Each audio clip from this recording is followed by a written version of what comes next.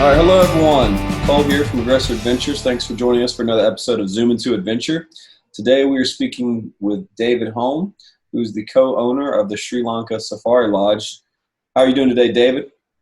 Great.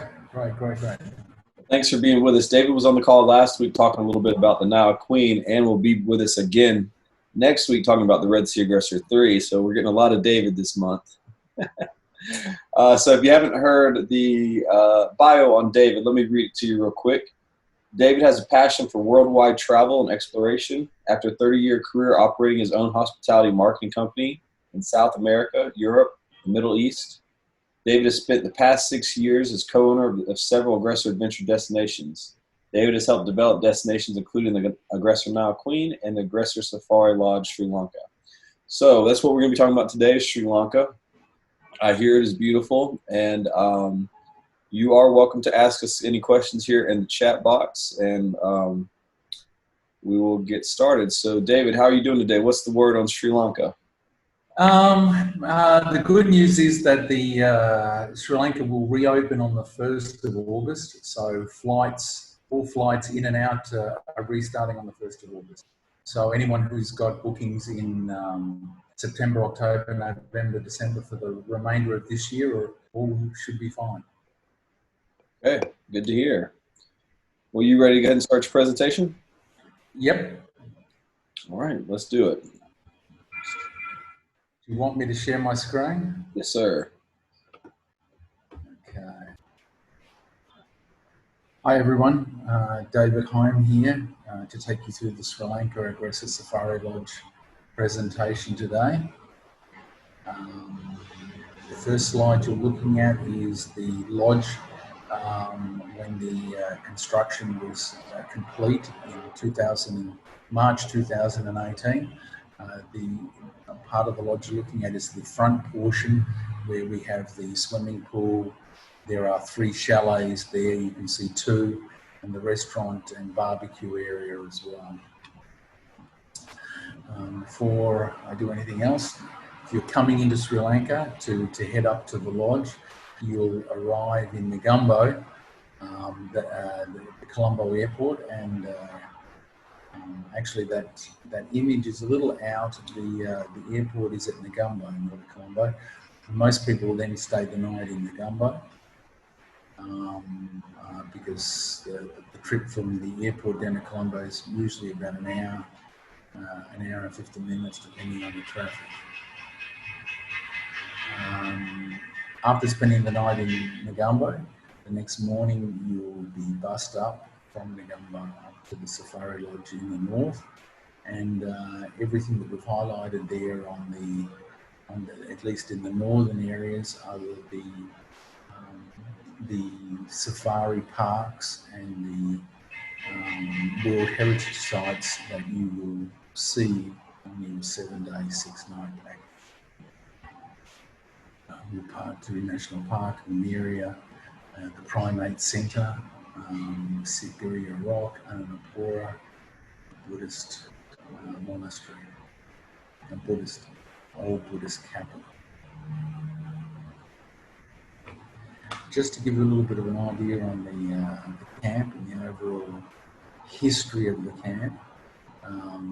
Again, that's an initial picture. It's changed a little bit over the last 2 years with all the initial small shrubs and plants that we planted and around the walkways and pathways is all now grown, being a jungle area. I'll move to the third slide to give you an idea, and while I do explain the history of the lodge. We have the area is around about 7 acres, and we have chalets at the front of the property. On your left-hand side are chalet 6, 7, and 8. Around the pool, the dining area, staff quarters are up there as well. The kitchen. There's also an outside dining area. And then at the back of the property, on the river side, you have cottages 1, 2, and 3 that are situated overlooking the river, and you have chalets 4 and 5 which are overlooking a small teak grove in the middle there. The property was developed around about 12, 15 years ago, initially by a three-star group that put up some small buildings, 3 or 4 small buildings, and was developing it for backpackers. They operated the property for about 7 years, but they really weren't doing anything with it. So they then decided in 2016 to sell to us, and then we developed it into a 5-star property. We used all the 3-star buildings because we didn't want to waste anything.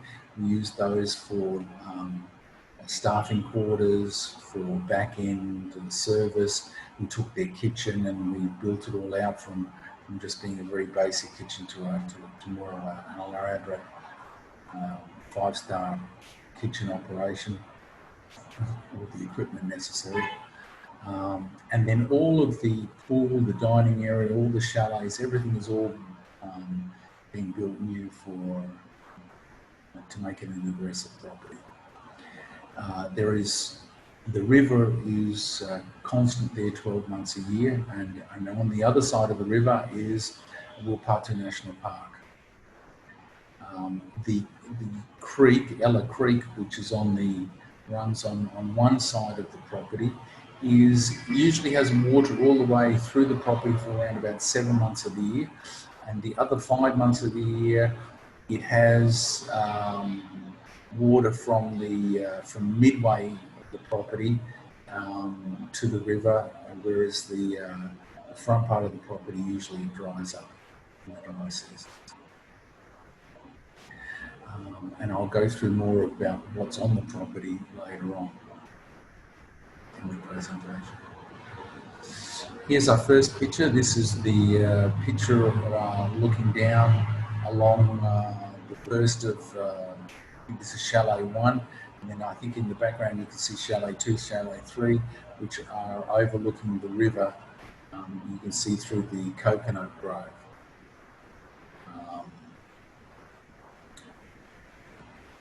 And you can see the chalets there, the big verandas we have on all the chalets. The chalets are quite large, a big 2.5 metre veranda in the front, 5 by 5 metre bedrooms, and then another 2.5 metres at the back for the bathroom. So you're talking around 10 metres by 5 metres. I'm not sure about feet, what that is in feet, but they're very large chalets. A little bit more on the chalets. Again, they're all teak floors, high up off the ground, around about anywhere from around 2-3 foot off the ground. And I've given you pictures there of the masters on the top, and the deluxe on the left-hand lower image, and also a picture of the exterior, or their exterior and interior bathrooms. We still leave the top of the thatch open there to give you a feeling that it's still open air. The bedrooms inside, again, you can have them open as it's shown here, with all the curtains open, or you can close them and then turn the air conditioners on, and once the air conditioners are on, the canvas curtains seal the room completely, and can make it nice and cool for you as well.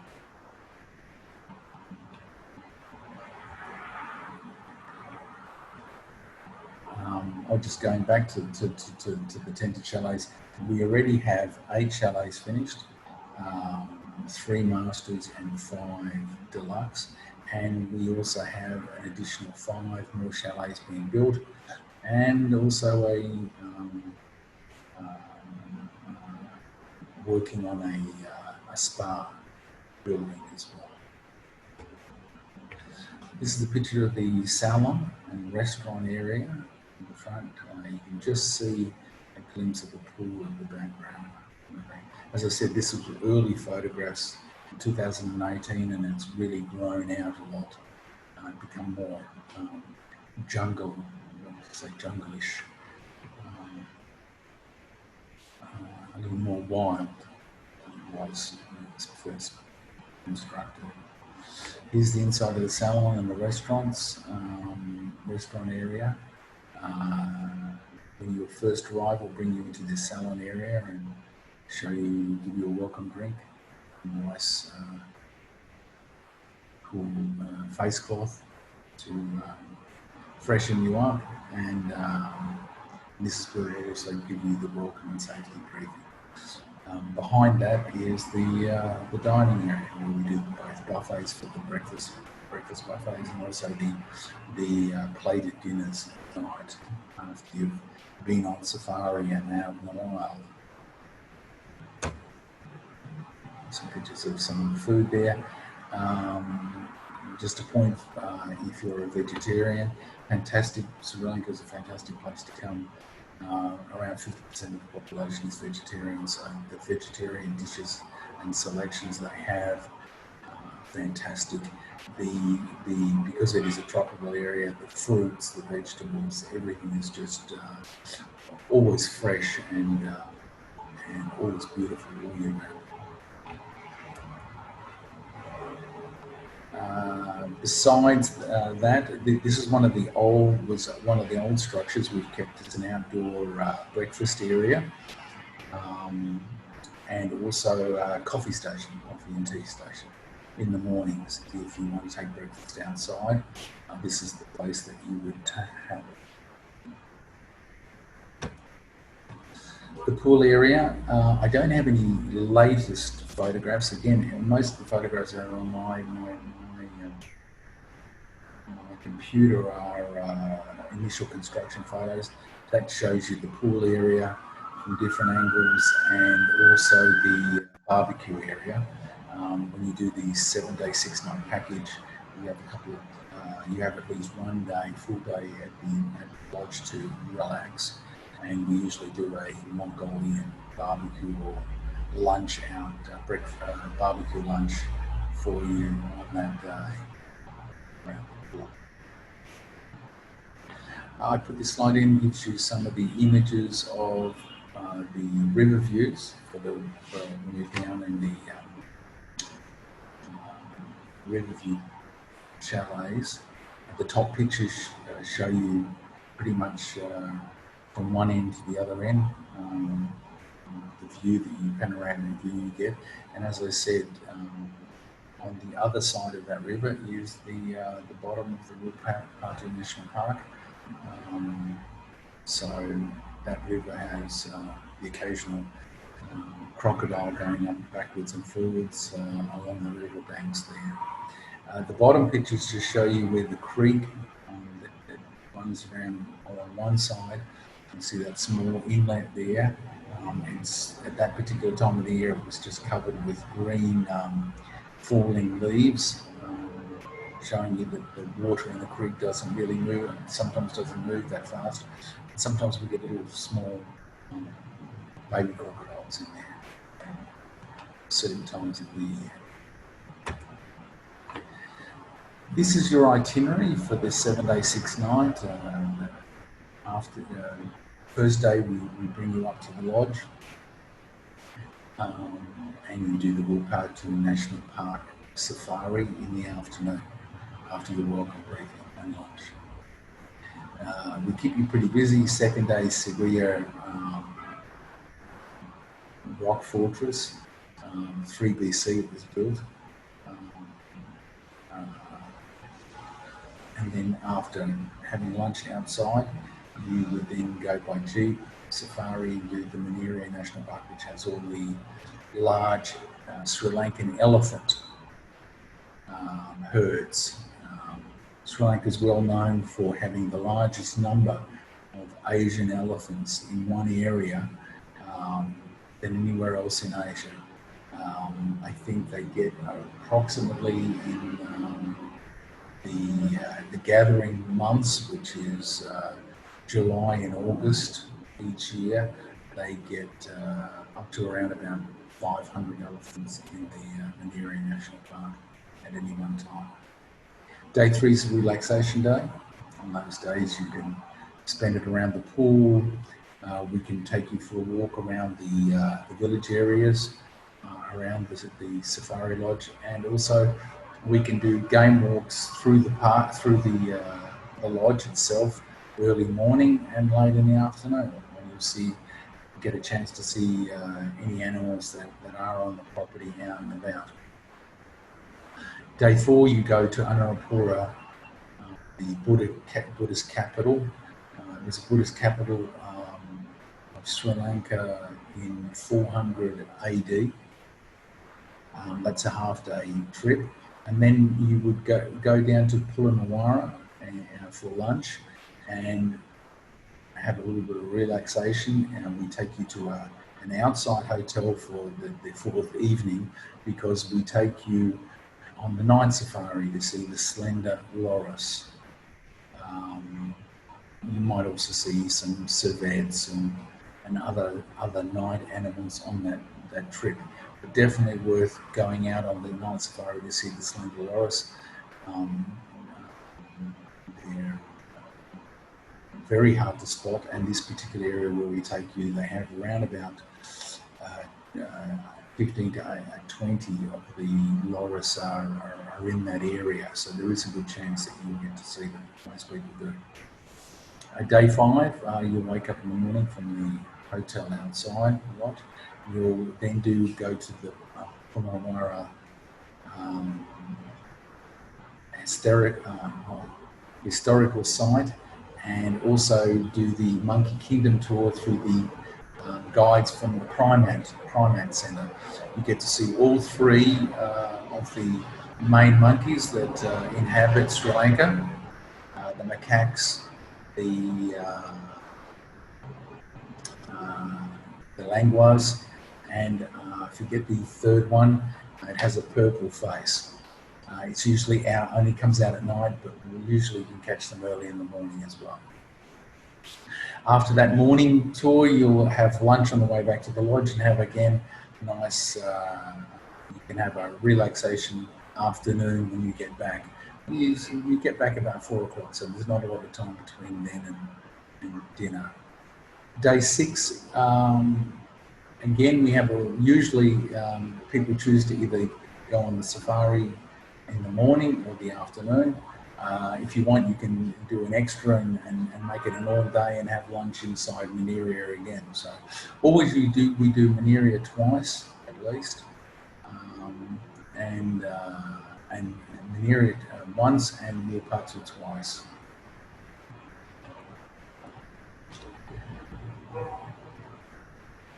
Next slide is just to let you know that when you're at the lodge, we do have quite a lot of mammals, birds, butterflies, reptiles, amphibians, and insects on the 7-acre property.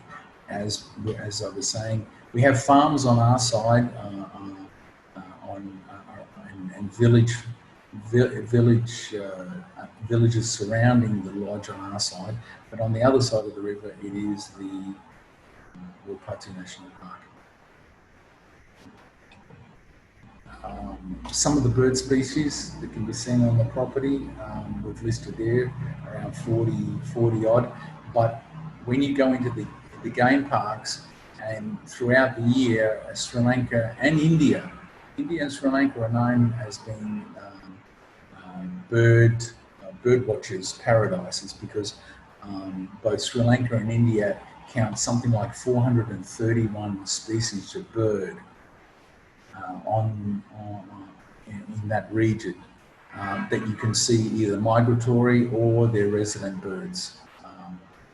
Migratory during certain months of the year, and the residents are there all year round. My favourite is the grey hornbill. There's a picture of that on the right-hand side at the top. There's quite a few, not just the grey hornbill. There are different other coloured ones as well, but the most common is the grey hornbill. And we've listed some of the other ones there you can see. Lots of eagles, lots of hawks. You'll see those when you go into the parks. Mammals that you can see on the lodge. We probably starting with my favourite. On the far left-hand side, you'll see a big squirrel. That's a giant squirrel. We have around about up to 10 of those on the property. They make big nests. They're about the size of a small monkey. And face-wise, when you get up close, they have the big canines like the monkeys. They love fruit and berries, and so we're very pleased to have those on the property, as well as a lot of just your normal tree squirrels, which there's a picture there in the middle. We have rabbits. You'll see those early in the morning and in the evenings. Civet, again, you have to be lucky. You've probably got more chance of seeing the civet when you go on the night safari when you're looking for loris. Mongooses we get because we have the property has a certain amount of snakes. It's a jungle property. The monkeys that we have on the property, they're troops that the lodge is in their territory. So usually once a day or once every 2 days, we'll get either the macaques, which is the lower left-hand picture. We call them our coconut bandits. We have, as I showed you on the chalet pictures, at the river edge, we have a big coconut grove. Problem is we don't get any coconuts. Before any of the coconuts are ripe or have the chance to fall and fall onto the ground, the macaques come in, the little bandits come in and eat all of our coconuts. So, we get they're a big troop, sometimes up 50, 60 individuals that will come through. And it can be quite fun if you happen upon them and you're in the middle of the group, because then there's, they're separated, one half of the troop on one side, one half of the troop on the other, and they obviously want to get together. So you stay nice and quiet, maybe back up a little bit, and then one side will run to the other side, which is great to see. The other is the big grey languors. These are big monkeys, not like the macaques that are very small. In that troop, it's usually only around about 6 or 7 individuals, young ones and older ones, but some of the older ones can stand, when they stand on their back legs, can stand a good 4 or 5 feet tall. They are big monkeys. We get some small cats, fishing and jungle cats as well. They would, if you're going to see those, you would only see those at night. You wouldn't see them during the day. We have reptiles and on the property as well. As I said, you get the occasional crocodile in the river. Certain amount of snakes. The majority of snakes we get on the property are harmless, not dangerous. We do occasionally see a cobra. You get the big monitors. The lower one and the bottom is the brown, beige land monitors, and we get some really big water monitors, big black, and they have. That doesn't come out in the picture, but there's beautiful red and green and white and grey speckles on these. And some of the ones on the property are bigger than the crocodiles, about 6, 7 foot. They come up from the riverbank, and they come along the creek, looking to feed on anything they can find. Here's some of the images of some of the animals that we've handled on the property. I'm just taking a picture at the time. Some small rabbits that unfortunately their mother died, so we got that found in the home. Tree snakes, rat snakes, terrapins. star tortoises. When you go into the parks, obviously the bigger animals are there to see. There is the elephants, obviously, in the area, warthogs, big herds of water buffalo. Sloth bear is another big attraction in Sri Lanka, and probably the most dangerous animal in Sri Lanka. They rival the elephants, the sloth bears, because they tend to share areas which are used by farmers. Oh, and big, lots of big crocodiles. Other animals, again, much bigger, more larger troops of monkeys, sambar deer, chitto, spotted deer, jackals, similar to the American coyote, and then what everyone comes to see in Sri Lanka is the leopards. Unlike a little bit different to the leopards of India and the leopards of Africa, because there's no lions or tigers. The leopards in Sri Lanka are the dominant hunting species, and they tend to be bigger, a lot bigger than the leopards in India and Africa. Longer legs. They stand more upright.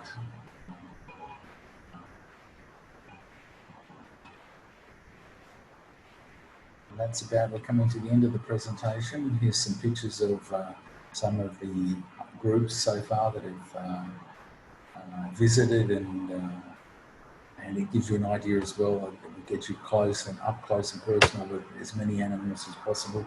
This picture on the right hand side also shows you the Sierra rock.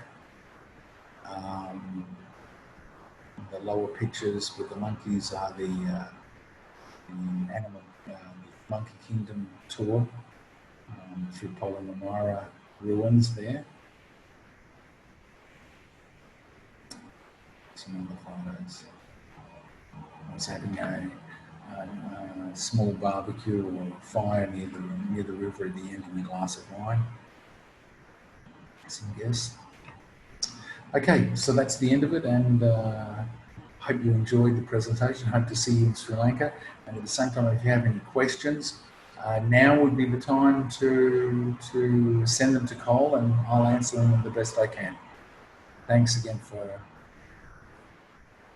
coming and viewing the presentation. Thank you. And we got a few questions coming in. Anyone else who'd like to ask, please go ahead and type them in the chat box now. So how many staff on hand do you normally have during the stay? We have two. Well, basically, right now we have eight chalets, so we can take 16 guests, and we are still in the still constructing another 5 chalets. So eventually, we hope to have be able to cater for 20 to 20 plus guests. But at the moment, we can cater to 16 guests. We have 2 chefs. We have a camp manager. We usually have a couple of guides, or at least depending on the number of people, we have 1 or 2 guides. We have several female housekeepers. I think I said 2 chefs. And we have stewards, room stewards, and people that help us maintain the property is around about 4 or 5. So I'm not sure the total there, but I think around about 12. Okay. And then we have our land-based people that handle people on their arrivals and getting up to the lodge and everything like this. They're based in Colombo. A couple of people down there. Okay, great. Segoria Rock, how long does it take to climb up to the top, and is it hard? Have you done it before? At the end of this presentation, we're going to show you a clip, and you'll actually see the rock. Depending on how fit you are and all that sort of stuff, you could take an hour to 2 hours to get up there. So it's and there are things to see going up, paintings that were done when it was a palace, and at the same time, as you get higher, obviously the scenery and what you can see gets better. Okay, great. We had a question about the hybrid cat that you kept on staff as a pet. That the cat that mated with what did you say it was called? Well, we're not sure if it mated with either a jungle cat or a fishing cat. I can't remember. I'm not sure. But based on the colour, it was one of the others. And when you go, I hope he's still there, because the problem we had was that I wanted to neuter him, whereas all the staff are very much against this. They don't want to neuter the cat. But my problem was, I said, well, look, if we don't neuter him, he's going to go feral and he's going to disappear. So the last time I was there before the pandemic, he was still there. I hope he remains there, and he was marking his territory. So I hope he does stay there. He did have a big scar down one side of his face. So he's already been in the wars because they haven't neutered him. Does he have a name? So is he kind of like a favorite there? No, none of the cats have names. Okay. Unfortunately, we just we don't really. Well, I haven't seen any of the staff give them any names. No. Okay. I'd love to get a picture of that guy. Yeah. Maybe we can do like a name contest on Facebook or something. No, for sure. We don't. We get dogs on the property, but we don't like to encourage the dogs to come on the property. We shoo them off because basically they tend to stop the game from coming on our property. So a lot of game comes from the other properties around, the village properties. They come onto our property because they feel more secure because we keep the dogs away, and we try to only keep the cats because they're only interested in sleeping or hunting. Okay. Or the small game. Now, so I've heard stories of people that have gone on the trips that have that talked about the communication with other Jeeps that are in the area. So say like you're on one of the Aggressor Jeeps, and one of the competitors might have seen a leopard, and when they're getting done, they might give you a call. Is that kind of how the relationships work out there? To a certain extent. I mean, we try to keep as quiet as possible. We do have communication between the Jeeps as much as we can, but if we're close to a leopard, then most people turn all their radios off. They don't want to disturb the leopard, but if there is a full group, they'll go in 3 Jeeps. Sometimes the Jeeps are together, sometimes the Jeeps separate. And it's good sometimes to separate because everybody gets to see different things. Great. And then when they come back for dinner, lunch, or they come back for dinner at the lodge, everybody can talk about what they saw jointly and what they saw separately. Okay, great. Is there an extension trip that you would recommend to do while you're right after or right before you get to the Sri Lanka Safari Lodge? Well, again, basically, it is an island and it has beautiful beaches. So, and it was a Dutch and then an English Raj colony. So basically, you have a lot of Dutch architecture and English architecture.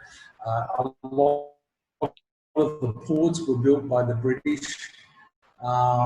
So again, it's not a big island, and you can tack on an additional 2, 3, 4 days and have a beach holiday, or just to see the architecture around the island. Okay.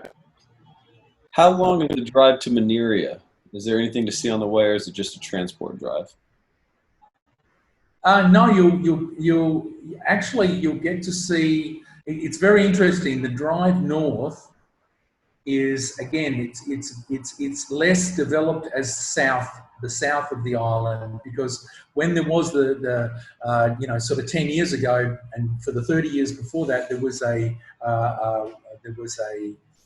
war between the Tamil Tigers and in Sri Lanka, and so the north is not as developed. So when you go north, actually it's very similar to getting into the country in India. There's a lot of subsistence farming and still very undeveloped. There's just 2-lane roads going up there. If you go north, if you go south, if you have time to stay and see the rest of Sri Lanka, and you go south, then when you go south, you have big, up to 4-lane dual carriage highways, big plantations, big pineapple plantations, big palm oil plantations, and it's completely different, the south and the north. So it's not just sort of sitting there for 2.5 hours when you're driving up to the lodge.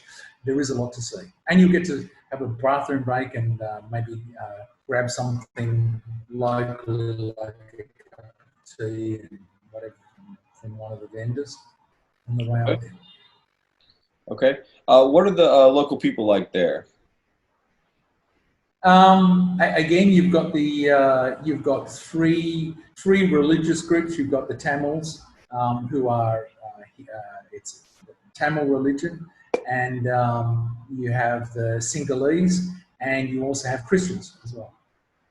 Okay. I think Christians represent around about 10%. There's a scattering of Christian churches throughout Sri Lanka, and then the next biggest religious group is the Tamils, about maybe 30%, and then the balance of around about 60% is Sinhalese, and they're Buddhists.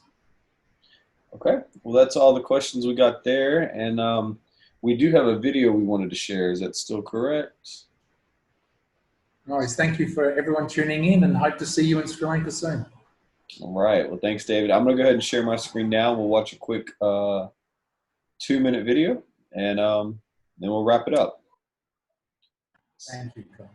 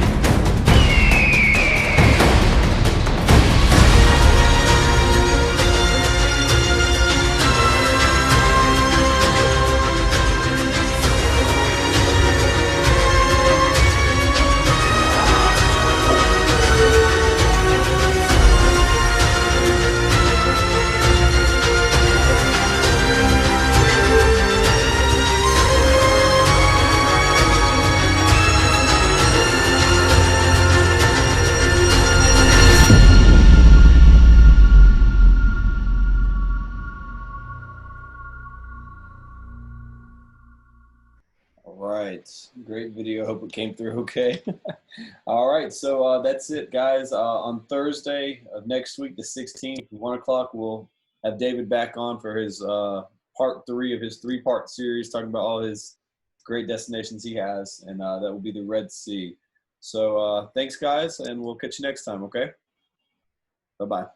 Come.